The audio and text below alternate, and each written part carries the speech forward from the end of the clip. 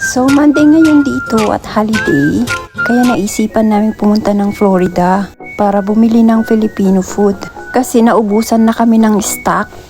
2 hours away pala yung layo nito mga ka-French chef.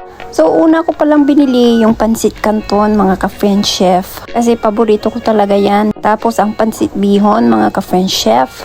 Tignan nyo, $3.79. Mahal, Diyos ko. Tapos itong gulaman, mga ka-French chef. Gagawa kasi ako ng buko pandan.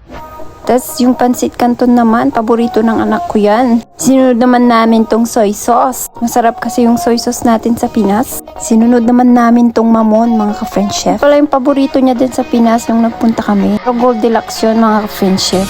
Itatry daw niya yun. Tapos sinunod ko naman yung makapuno mga ka-French chef. Tapos yung makapuno mga ka-French chef para sa buko pandan ko. At nakakita pala ako ng agar dito mga ka-French chef. Itatry natin gumawa ng agar. $2.69 lang. Pero mahal na yan sa Pinas mga ka-French chef. So yan lang yung pinamili namin mga ka-French chef. At nagbiyahe pa kami ng 2 hours para lang dyan. Ilang naman kami pupunta dyan mga ka-French chef. Punta pa kami ng Jollibee. Siyempre, paborito ng bayan. Sa Jollibee, bida ang saya. Itatry din daw ni Cora yung gelatin na yan.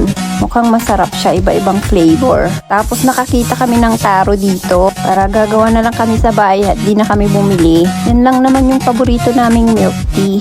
Nakakita na naman ako ng gulaman. Parang masarap to mga ka-French chef. Pandan flavor. At sinunod ko naman tong sardinas. Magtipid tayo mga ka-French chef. Hindi porket nasa Amerika tayo, karne lang yung kakainin natin. Namili na rin ako ng mga stew base mix. Para naman pag nagkikrave ako, para hindi na ako pumunta sa tindahan ni Lola Loleng. Ay nakalimutan ko, wala palang tindahan dito. So ayan pala yung paborito kong sardinas.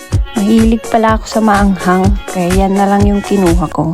So yun lang mga ka-French chef for today's video. Bye!